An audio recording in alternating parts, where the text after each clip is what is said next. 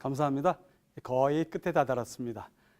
조금만 더 들으시고 그다음에 들으신 대로 우리 자녀분들을 그렇게 훈련시키는 우리 부모님들이 되셔야 될 것 같습니다. 다 알고 있지만 제가 정리해 드릴 수도 있고 그다음에 모르고 있었던 것을 새롭게 말씀드릴 수도 있습니다. 새로운 것이기 때문에 좋은 것은 아니고 또 다 알고 있기 때문에 또 낡은 것은 아니고 우리가 아는 것만큼 실천하면 큰 성과가 있으리라 생각합니다. 오늘은 정말 중요한 시간입니다.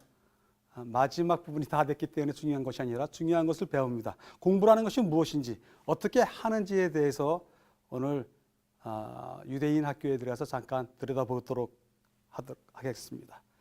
자, 작년에 바둑이 있었습니다. 이세돌과 알파고의 바둑이 있었습니다. 그때 좋은 자료를 하나 얻게 되었습니다. 신문에서 얻은 자료인데 알파고는 어떻게 공부했을까라고 하는 그러한 제목으로 기사가 나왔던 적이 있었습니다. 여러분들 깡통에 불과한 컴퓨터에 사람과 견주어서 이길 수 있을 만한 지식을 또 그 식별력을 집어넣어줬다는 것은 어떤 의미가 있을까요? 네, 공부를 시켰다는 것이고 알파고가 배웠다는 것입니다. 공부, 배움, 그 과정이 있었는데 그 과정이 사람이 만든 그 과정 속에서 반복적으로 해나간 것입니다. 그러면 과학자들이 어떤 과정을 거쳤을까?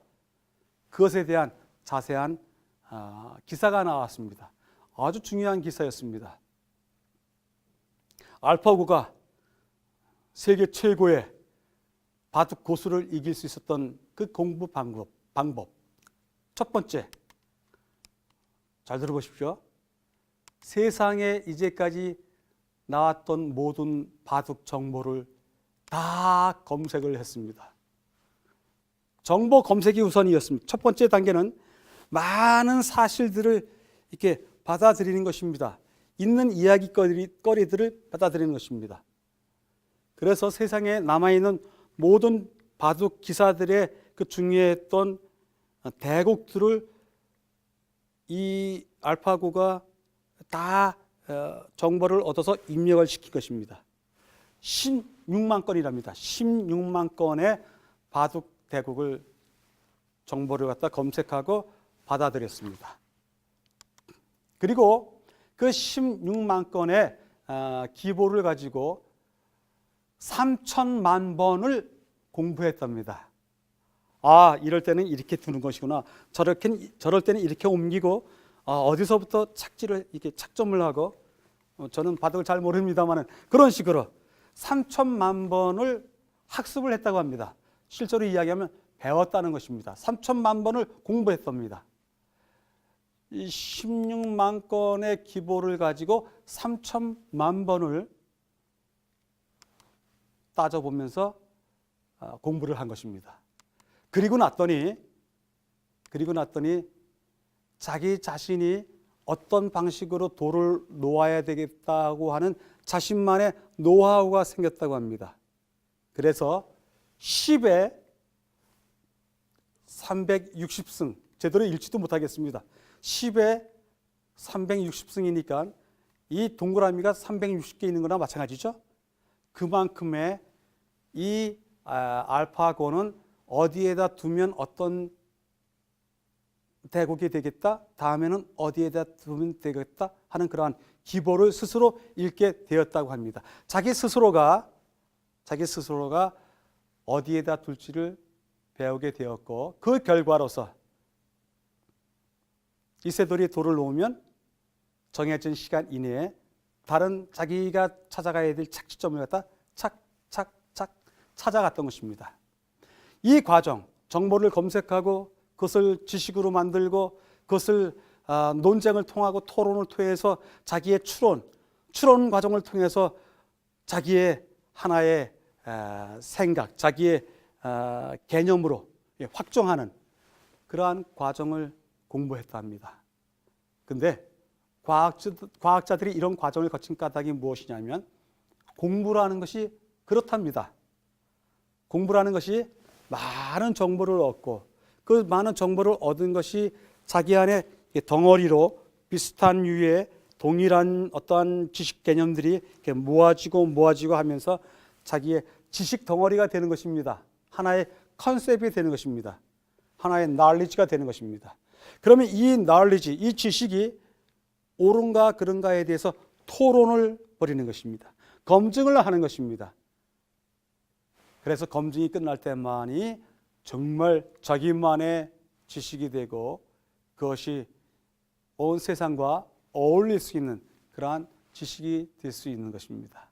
이런 공부 과정, 그 공부 과정을 우리 아이들도 똑같이 경험해야 하는 것입니다. 그래서 이 공부 과정을 요사의 말로는 딥 러닝이라고 부릅니다. 딥 러닝. 딥 러닝이라고 하는 것이 머신 러닝의 한 부분이기도 하지만, 그렇죠? 기계가 인공지능이 뭡니까? 인간 학습의 능력을 실현하면서 그 깨우쳐가는 과정을 머신 러닝이라고 하는데, 그 머신 러닝 중에 한 부분으로서 딥 러닝이라고 부른다고 합니다. 저도 우리 아이들이 딥 러닝하는 과정을 통해서 자기 자신의 지식과 철학과 지적인 개념들을 성립해 갈 수 있다고 그렇게 확신합니다. 그런 과정을 거쳐야만이 통찰력이 있고 자기 신념이 있는, 그리고 자기 생각이 깃든 성인으로 성장하리라, 그렇게 확신하고 있습니다. 유대인들이 이렇게 했을까요? 네, 맞습니다. 정확히 이렇게 했습니다. 그 과정을 한번 이야기해 보도록 하겠습니다. 여러분들 정보 검색해야 된다고요. 많은 정보, 가능한 한 많은 정보를 얻어들이면 그 정보 중에서 어떤 정보들은 버릴 정보도 있지만 남겨두고서 다른 정보와 섞이고 엮여야 될 중요한 정보들이 있습니다. 그러한 중요한 정보들과 그 정보들에 대한 이해를 가지고서 정보들을 검색하면서 추려나가는 것입니다. 추려나가진 것들을 함께 또 모아봅니다. 어느 것은 가로로 놓고 어느 것들은 세로로 놓고 하면서 분석하고 통합하고, 분석이 뭡니까? 분석이 나누는 것입니다. 나눠도 보고 모아도 보고 하면서 하나의 지식을 형성해가는, 개념을 형성해가는 과정을 거쳐야 됩니다.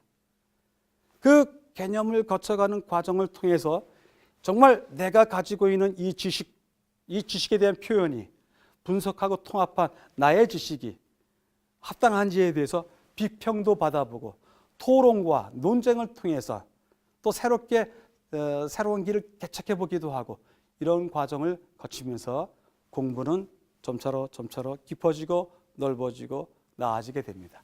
그래서 그 끝에 이르면 지성인, 지성인이 꼭 통찰력이 있는 사람들이 지성인이 아닐 수도 있습니다만은 지성을 가진 사람, 그다음에 지혜를 가진 사람, 통찰이 있는 사람으로 성장하게 되는 것입니다. 우리가 쉐마를 이야기했습니다. 쉐마를 이야기하면서 교육 헌장으로서의 쉐마에 대한 이야기가 지성과 인성과 영성의 조화를 이루는 것이 쉐마의 궁극적인 목적이다, 그런 이야기까지 했습니다. 그러나 지금 공부 과정은, 여러분들과 함께 이렇게 나누는 공부 과정은 그 쉐마 공부의 입문 과정입니다. 지금 하는 과정은 입문 과정이기 때문에 그 쉐마에 나왔던 한 구절 한 구절이 어떤 의미를 지니는지는 이번 과정에서 배우지 않습니다만은, 잠깐 이야기를 드린다면 정보 검색하는 과정이 무슨 과정이냐면, 쉐마에 나왔던 너는 부지런히 가르치며, 그 부지런히 가르친다고 하는 과정이 정보 검색 과정입니다. 이것은 한 단계 높은 쉐마 연구반에서 취급하는 내용인데, 정보 검색 단계가 바로 부지런히 가르치는 단계입니다. 교육학적인 용어로서는 rote learning, R-O-T-E, rote learning. 우리 교육학 사전에 나와 있는 말의 표현에 의하면 무한 반복 공부입니다. 무한 반복 공부. 많은 자료들은 무한 외우고 또 외우고, 외우는 것을 나쁘게 생각하지 마십시오. 우리 안에 지식이 쌓이려면 그 지식이 우리 머리 안에 들어가야 됩니다. 그 들어가는 과정이, 정보를 입력하는 과정이 암기하는 과정입니다. 단순히 암기하는 것이 아닙니다. 줄기를 가지고, 뿌리를 가지고, 흐름을 가지고 암기하는 것은 한 사람의 지성, 근육을 만드는 데 아주 중요한 절차입니다. 그 절차가 쉐마에 나와 있는 부지런히 가르치는 과정입니다. 두 번째 과정은 마음에 새기며 이렇게 얘기했습니다. 마음에 새긴다고. 마음에 새긴다고 하는 표현은 교육학적인 표현에 의하면 니모닉스 과정입니다. 니모닉스, 그다음에 메모리, 네, 암기하고 저장하고, 저장한 것을 인출하는 저장과 인출 교육이 니모닉스입니다. 근데 바로 여기 AI, 알파고가 연습했던 두 번째 단계가 지식 표현 단계인데, 그것이 바로 쉐마에 나오는 두 번째, 마음에 새기고라는 과정입니다. 여기 3천만 번의 학습을 했던 3천만 번의 학습을 했던 알파고의 마지막 세 번째 단계가 무엇이었죠? 자동 추론 단계였습니다. 자기가 스스로 생각을 하는 것입니다. 어느 쪽에 돌을 놓아야지 다음 이 이세돌이 놓을 자리를 갖다가 내가 위협하면서 나를 막으면서 놓을 수 있지?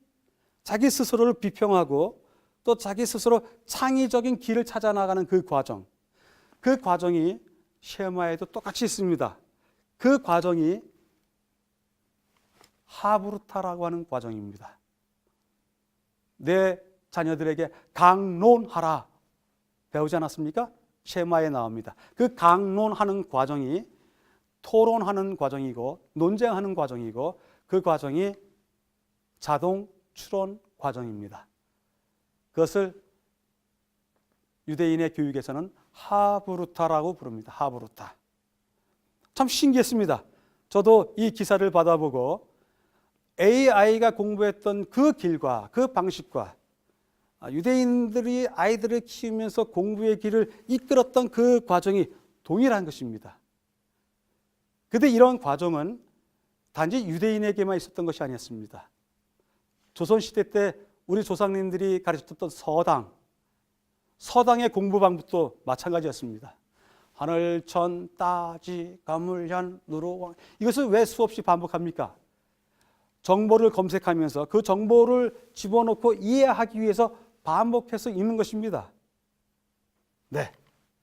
그리고 또 뭐 합니까? 그렇게 하늘천 따지를 집어넣고 그 다음에는 이 구절과 저 구절을 엮어서 자기가 풉니다.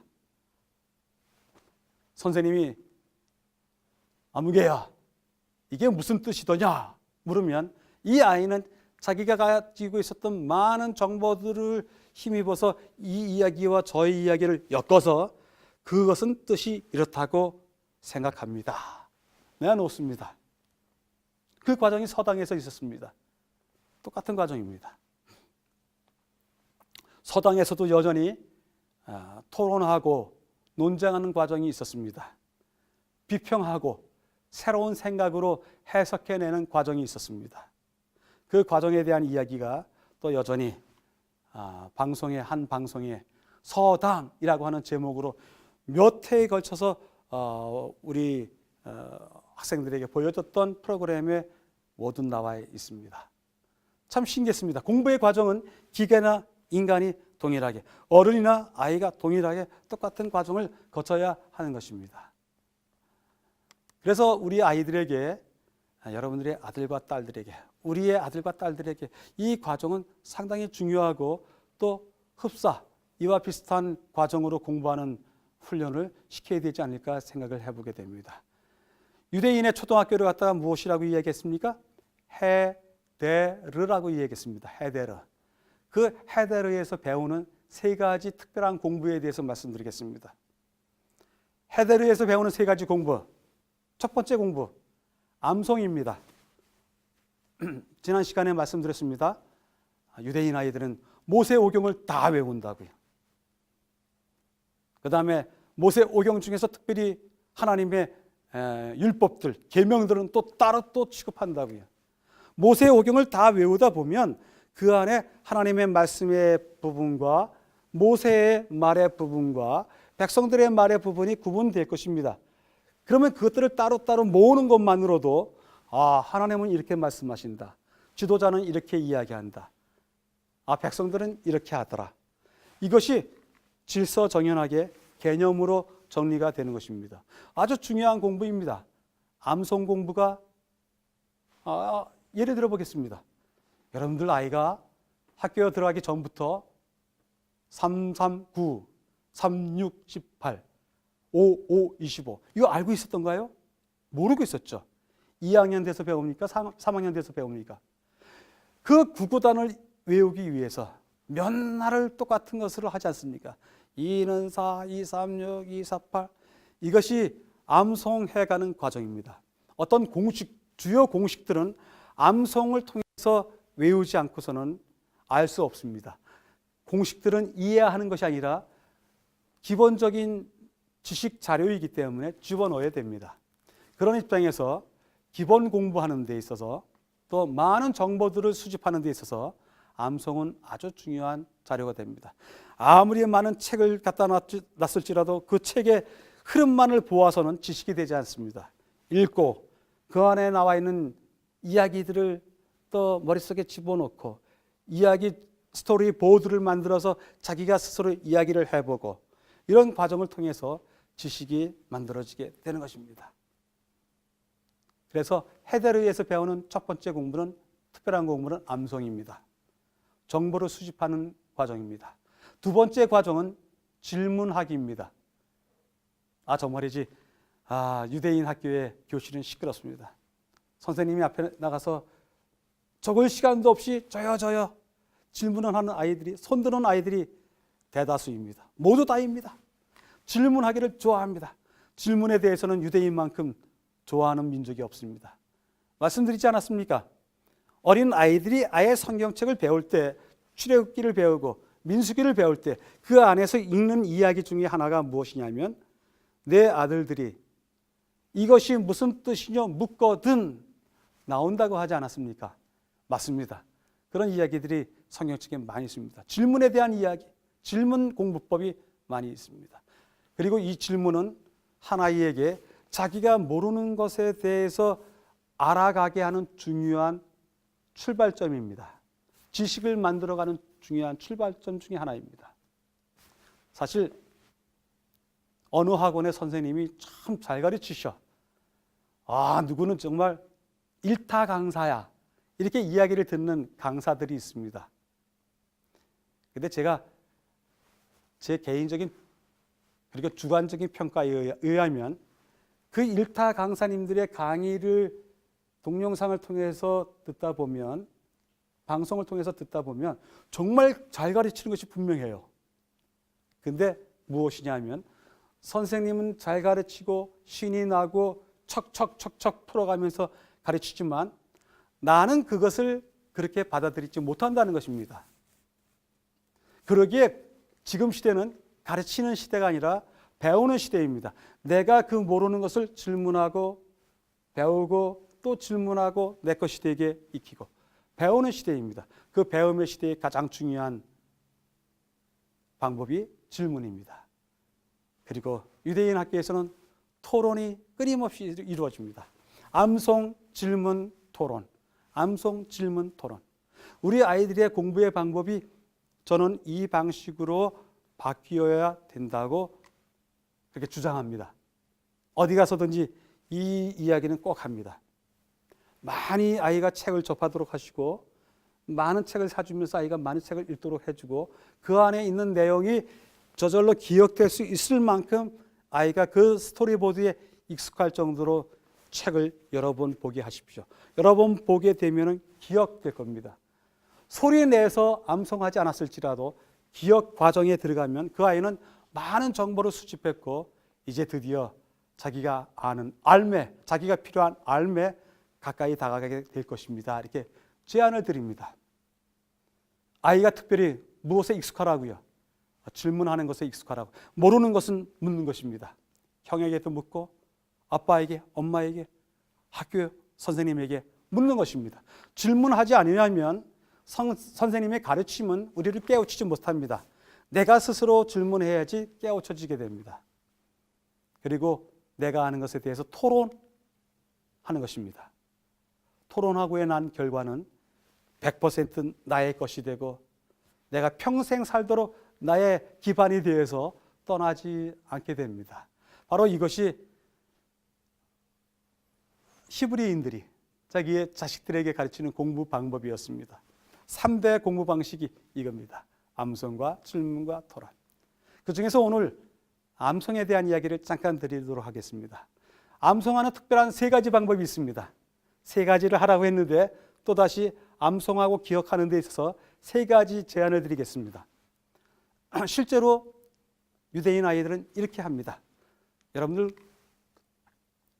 유대인과 관련되어 있는 영상들을 볼 때 보면 책을 읽습니다. 책을 읽는데 특별히 두루마리로 만들어진 성경책을 읽든지 아니면 탈무드를 읽을 때 보면 그들이 꼭 무엇인가 긴 막대기를 가지고 글자를 하나씩 하나씩 읽어가는 것을 볼 수 있습니다. 이것을 갖다가 토라 포인터라고 합니다. 긴 막대기를 갖다가 특별히 있습니다. 준비되어 있는데 토라 포인터라고 하는데 이것을 글자 한 글자씩 한 글자씩 짚어가면서 읽습니다. 와! 한 글자씩 짚어가면서 읽을 때 특별한 효과가 있습니다. 아주 중요한 효과입니다. 짚어서 읽기에 즐거움이 있는데 그 짚어 읽기의 즐거움은 눈으로만 읽을 때는 책 페이지에 정 가운데 내용만 보이지만 짚어 읽어가면 구석에 있는 사방 구석에 있는 모든 내용들도 같이 읽을 수 있습니다. 책의 본 내용 전체를 다 통독할 수 있습니다. 짚어서 읽어 내려가는 도중에 문장의 구문이 분석이 됩니다.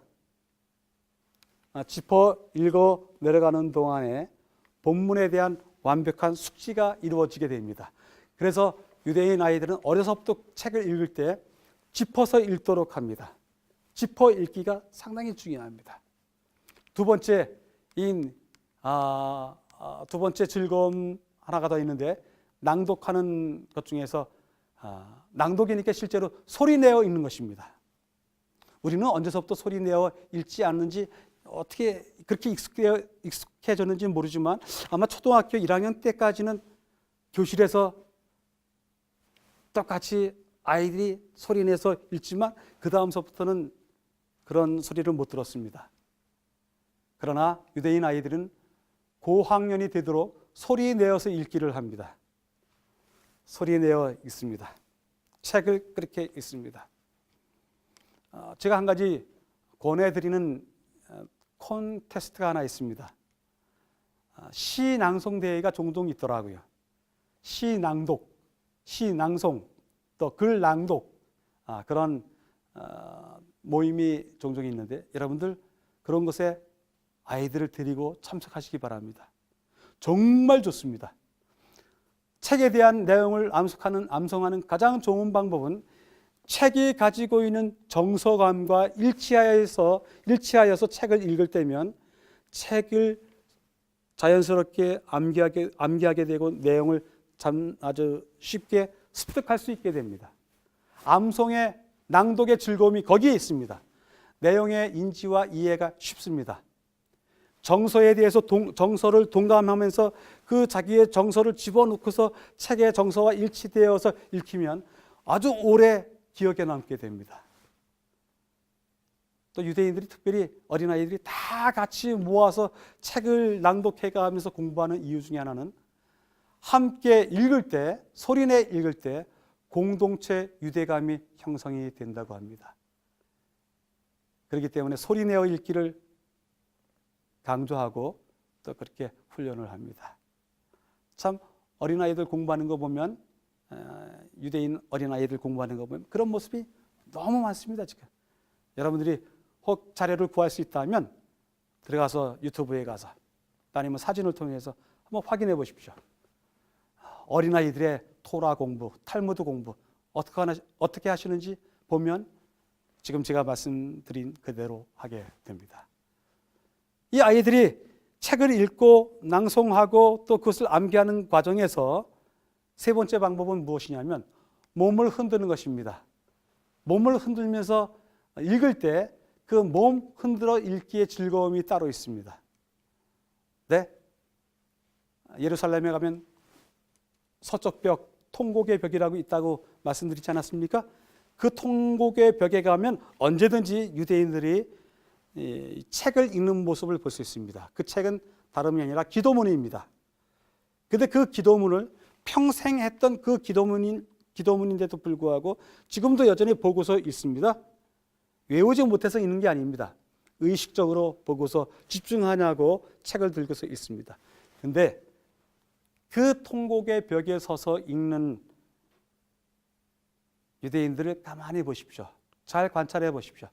거의 다들 몸을 흔들면서 기도문을 읽습니다. 이 몸을 흔들면서 기도문을 읽을 때 몸 흔들면서 읽기에 즐거움이 있습니다.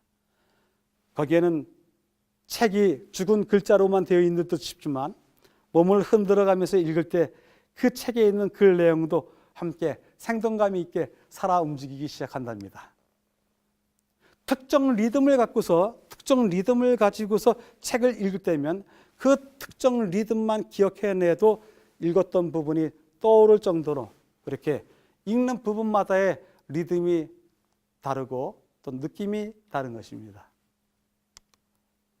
그리고 흔들면서 집중해서 흔들면서 집중해서 흔들면서 이렇게 읽기 때문에 흔들기와 집중력은 아주 밀접한 관련이 있다고 합니다. 제가 드리는 말씀은 적용을 해보면 우리 집 아이의 공부방과 적용을 해보면 이런 것입니다. 부모님들 아이들이 리시버를 이어폰을 꽂고서 공부하는 아이들이 많이 있습니다. 그것에 대해서 너무 나무라지 마셨으면 합니다. 그 아이가 혹 그가 듣는 음악과 더불어서 자기가 공부했던 그 순간에 그 도형, 그 내용, 그 통계가 고스란히 들어갈 수도 있습니다. 꼭 조용한 곳에서 공부해야만이 그것이 다 기억되는 것이 아닙니다. 들으면서 소리내면서 떠들면서 하는 공부가 유대인들의 공부의 특기라고 누누이 말씀드리지 않습니까? 아이가 책을 읽는데 왔다 갔다 하면서 읽는다, 좋은 것입니다. 아이가 책을 보고 무엇을 암기한다고 하는데 노래를 크게 틀어놓고 하더라, 좋은 것입니다. 그런 공부 방법이 있는 것입니다. 실제로 그렇게 하는 것입니다. 그리고 공부를 하는데 아이가 공부를 하지 않고 떠드는 친구들과 와서 떠드는 것 같더라, 떠드는 것이 아닙니다. 아이가 지금 열심히 어머님이 바라시는 그 이상의 공부를 하고 있는 것입니다. 이 세 가지, 소리내어서 읽기, 손가락으로 짚어서 읽기, 몸을 흔들면서 읽기, 이것은 읽기에 아주 좋은 방법이고 그렇게 읽은 내용들은 쉬이 기억이 될 뿐 아니라 오래도록 잊혀지지 않는다고 합니다. 여러분들, 사실 우리 아이들이 우리 미래의 희망입니다. 우리 아이들의 공부의 그 질과 양과 그 실적에 따라서 아이의 미래와 우리 자신의 미래, 우리 공동체의 미래, 또 이 나라의 미래가 정해집니다. 우리 아이들의 공부가 즐겁고 또 오래도록 잊혀지지 않는 그러한 공부가 될 수 있도록 부모님들께서 우리 아이들에게 그러한 자유를 주시고 그것을 허용하시고 또 그렇게 이끌어 주시고 아이에게 그것을 장려하게 되길 바랍니다. 유대인들에게 있었던 세 가지 공부와 세 가지 공부 중에서 책 읽기 공부에 대한 이야기를 드렸습니다마는 이것이 새로운 공부의 한 방식으로 시험되고 또 효과가 있게 되기를 바랍니다. 다음 시간, 마지막 시간을 또 준비하도록 하겠습니다. 감사합니다.